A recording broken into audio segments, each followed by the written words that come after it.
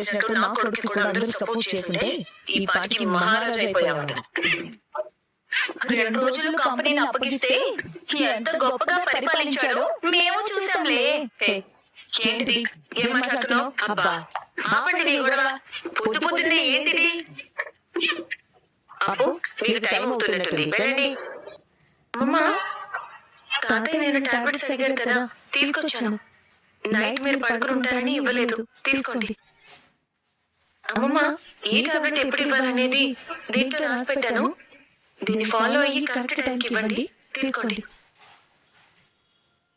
ఈ నేరుగా మీ తాతయ్యకి సంబంధించిన అన్ని పనులు నేనే చేస్తున్నాను.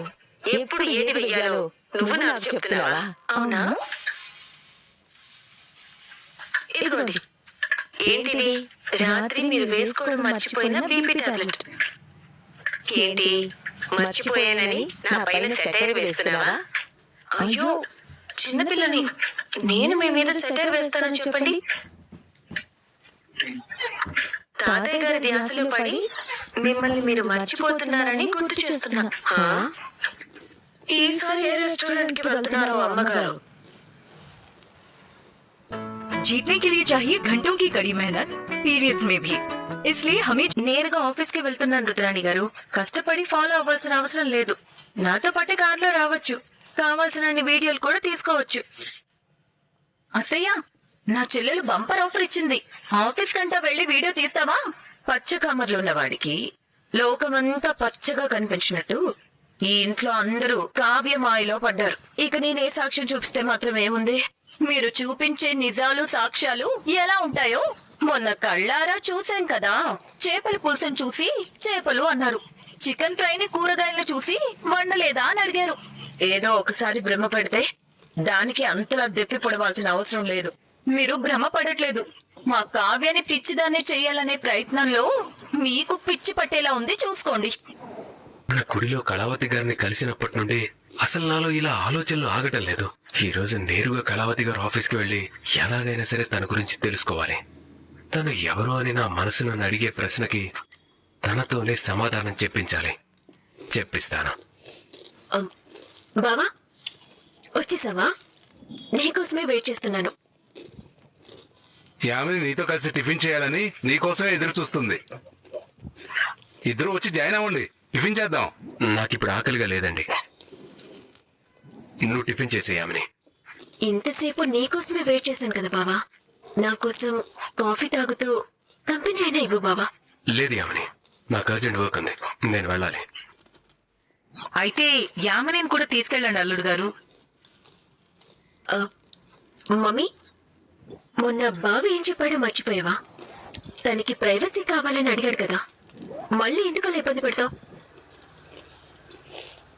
బావ ఏ పని మీద వెళ్తున్నాడో ఏంటో, ప్రతిసారి నన్ను అలా తోడుగా వెళ్ళమంటే తనకు కూడా ఇబ్బందిగా ఉండదా?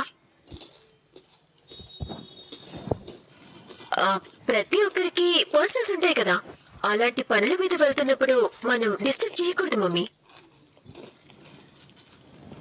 బావా, నువ్వు మమ్మీ మాటలేం పట్టించుకోకు. నువ్వు హ్యాపీగా వెళ్ళిరా. నువ్వెక్కడికైనా వెళ్ళు, ఎంతసేపైనా ఉండు, నేనేమీ అనుకోను.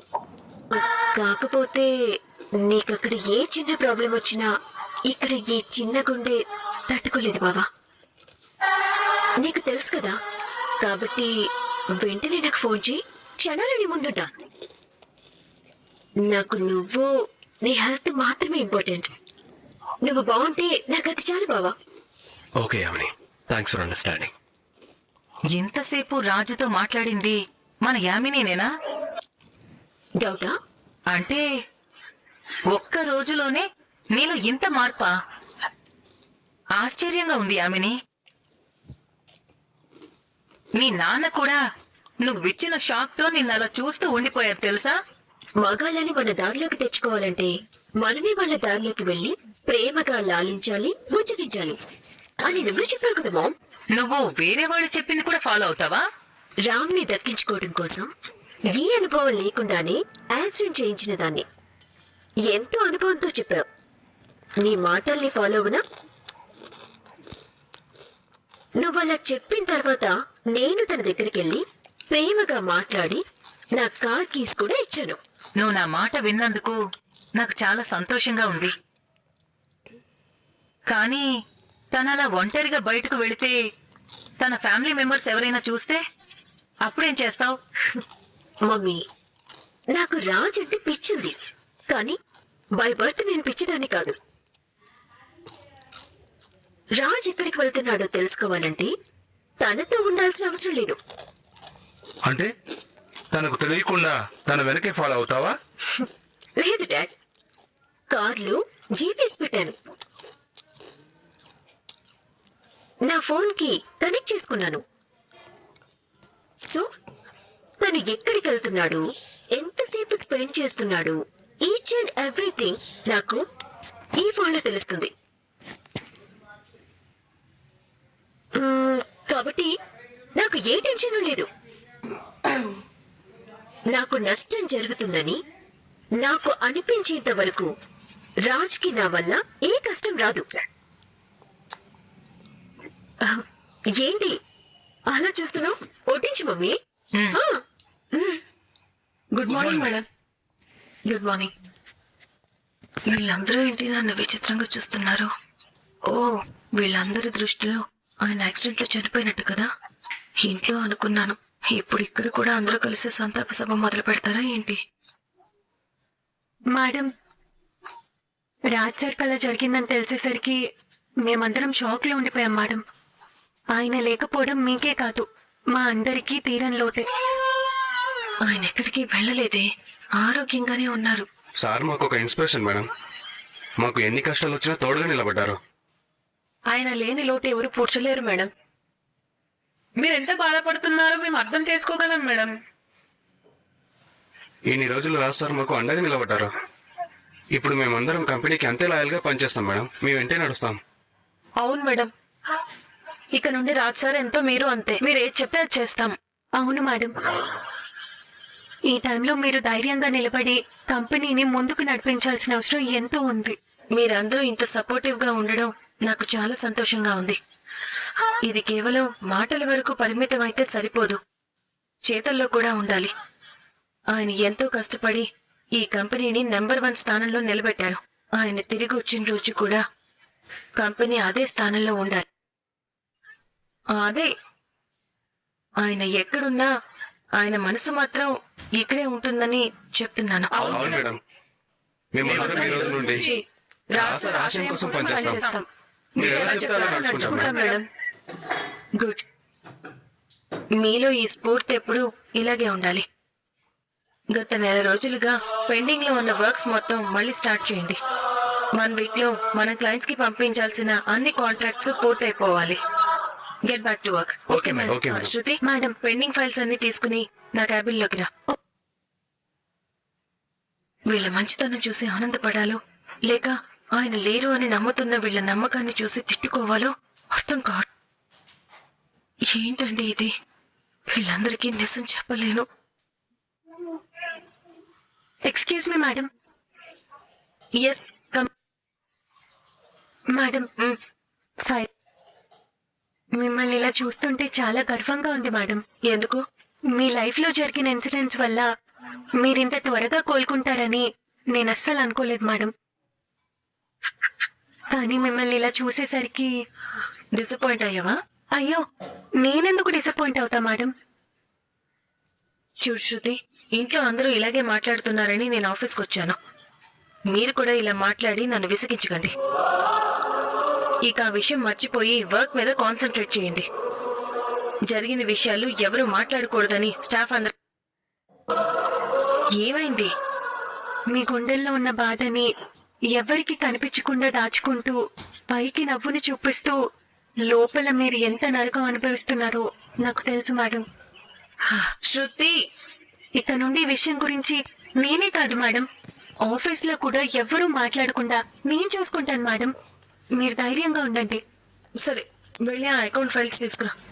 Okay madam. రామచంద్ర మంచితనంతో కూడా నరకం చూపించచ్చని ప్రూవ్ నన్ను దాటి నువ్వు ఎక్కడికి వెళ్ళలేవు రామ్. నువ్వెక్కడికి వెళ్ళినా నాకు తెలిసిపోతుంది. కళావతిని కలవడానికి తన ఆఫీస్కి ధైర్యంగా వెళ్ళిపోతున్నాను, కానీ ఎందుకు వచ్చావని అడిగితే ఏం చెప్పాలి, ఎలా మాట్లాడాలి, అసలు ఏ టాపిక్ మీద స్టార్ట్ చేయాలి? ఒకవేళ నేను కలవాలనుకుంటున్నట్టే తను కూడా అనుకుంటుంటే మాట్లాడడానికి అసలు టాపిక్తో పనే ఉండదు కదా. ఒకవేళ తనకి నన్ను కలవాలని అనిపించకపోతే డెఫినెట్ గా ఆఫీసులో నన్ను చూసి షాక్ అవుతుంది. Think Ram, think. ఏం చేస్తే కళావతి నీతో మంచిగా మాట్లాడుతుంది? కళావతి ఇచ్చిన అడ్రస్ ప్రకారం తన ఆఫీస్ ఇదే రోడ్. ఇదేంటి Ram car Swaraj group of company వైపు వెళ్తుంది. అనుకోకుండా అటు వెళ్తున్నాడా లేకపోతే తెలిసి వెళ్తున్నా? Swaraj group of companies. Kalavati చెప్పిన కార్ సరిగ్గా ఆఫీస్ దగ్గరే ఆగిందేంటి? అయితే ఖచ్చితంగా రామ్ ఆఫీస్ దగ్గరికి వెళ్ళాడు. నో, అలా జరగడానికి వెళ్ళలేదు. అక్కడికి వెళ్తే అక్కడున్న స్టాఫ్ అందరూ తనని గుర్తుపట్టేస్తారు. ఒకవేళ అదే జరిగితే తన నిజమైన గతం తనకి తెలిసిపోతుంది. రామ్ని ఎలాగైనా ఆపాలి. ఏంటి కళావతి గారు ఫోన్ లిఫ్ట్ చేయట్లేదు? పోనీ నేనే లోపలికి వెళ్తే? ఇలా సడన్ గా వెళ్తే బాగుంటుందా బాగోదా? సరే వెళ్దాం. Everything is okay. నువ్వు వెళ్ళి పని చూసుకో. సరే మేడం. అయ్యో, ఈయనేంటి కంపెనీకి బాస్ అన్న విషయం గుర్తుకొచ్చేసినట్టు ఇలా నడుచుకుంటూ వచ్చేస్తున్నారు? ఇప్పుడు కనుక స్టాఫ్ అందరూ ఆయన్ని చూస్తే స్కూల్ పిల్లల్లా లేచి సెల్యూట్ చేస్తారు. ఆటోమేటిక్ గా ఆయన అది చూడగానే షాక్ అవుతారు. ఎందుకు అని అడిగితే నిజం చెప్పాలి. నిజం చెప్తే ఆయన తట్టుకోలేరు. ఏంటండి ఇది? చెప్పకుండా నేరుగా ఇలా ఆఫీస్కి వచ్చేసారేంటి? ఎందుకు అలా టెన్షన్ పడుతున్నారు? నేను వచ్చింది బి ఆఫీస్కే కదా. నా ఆఫీస్ కాదండి, నేను పని చేస్తున్న ఆఫీస్. ఎవరైనా చూస్తే ఏమనుకుంటారో చెప్పండి. అంటే నేనంత ఆలోచించలేదు. ఇంటికి ఎందుకు వచ్చారు? అది అంటే సరే, ఒక పని చేద్దాం రండి, అక్కడ కూర్చొని మాట్లాడుకుందాం రండి. ఏమైందండి? ఎందుకు సడన్ గా ఆఫీస్కి వచ్చారు? మళ్ళీ కాఫీ తాగి మాట్లాడతారా ఏంటి? లాంటివి దొరకవి. అప్పటిదాకా మీరు మాట్లాడరా? ఓకే, మీకోసం. బొకేనా? నాకా? ఇప్పుడా? Anything special? అంటే అంటే మీకు హెడేక్ వచ్చింది కదా, గెట్ వెల్ సూన్. అండ్ దాంతోపాటు లాస్ట్ టైం మనం కలిసినప్పుడు కూడా మీకేం ఇవ్వలేదు కదా, అందుకే తీసుకోండి. అప్పుడు మర్చిపోయారని ఇప్పుడు ఇవ్వడానికి వచ్చారా? బావని ఎప్పటికైనా ఇంటికి తీసుకొస్తాను అనే నమ్మకంతో నువ్వుంటే, నిజం తెలియని అత్తయ్య గారు మాత్రం రోజు రోజుకి మరింత కురిగిపోతున్నారు. నిజంగా వాడు బ్రతికే ఉంటే, అంటే ఆయన గతం మర్చిపోయారు కాబట్టి.